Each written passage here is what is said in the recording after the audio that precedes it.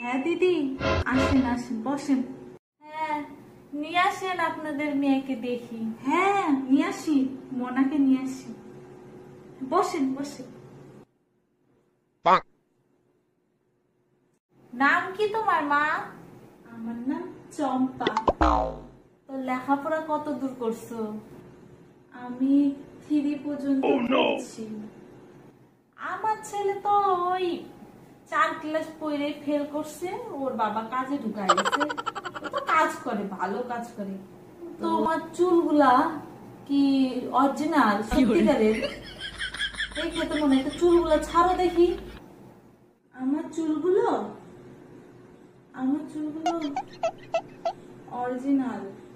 আমাদের বাড়ির কিন্তু সব বউদের, আমার 4 বউ আছে বাড়িতে, 4 বউয়েরই একদম এই বড় বড় চুল। তোমারও কিন্তু অত বড় বড় চুলই রাখা লাগবে, আমি কয়ে দিলাম। একটু হাইটে দেখাও, পা গুলা দেখি, কারণ খরম পা আবার আমাদের বাড়ির মেয়েদের বউদের আমরা আবার না, খরম পা অলক্ষী হয়। একটু হাইটে দেখাও, দেখি কেমন করে হাঁটো।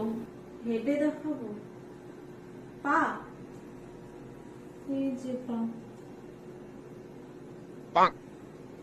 হ্যাঁ, মেয়ে তো দেখলাম ঠিকই আছে, কিন্তু এবার দেনা পাওনাটা কম, কি দিবেন? হ্যাঁ বলেন দিদি, দেনা পাওনা কি নেবেন আপনারা? এরকম কিছু লাগবে না, খালি একটা সাইকেল দিবেন, কারণ আমার ছেলের সাইকেল, কারণ দিতে তো হয়, ঘর সাজানো লাগবে। আর 50,000 টাকা দিবেন। আর আমার ছেলেটার একটা গলায় চেন আর একটা আংটি, ব্যাস, আর কিচ্ছু দিতে হবে না। এত কিছু? জানেনই তো ওর বাবার সেরকম কাজকর্ম নেই, আমরা এত কিছু দিব কি করে? না, আমাদের তো ওই বাড়িতে অনেক কিছু দিতে চাইছে, কিন্তু আমরা অত ইয়ে করি নাই।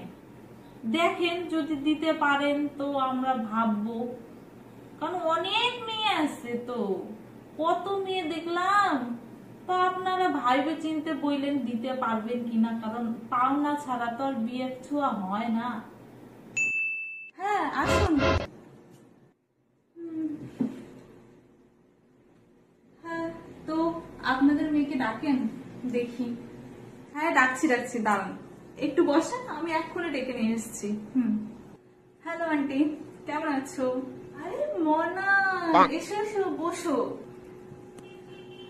এই প্রণাম প্রণাম করতে হবে না, বসো, পাশে এসে বসো। আরে না, ও হ্যাঁ বুঝছি।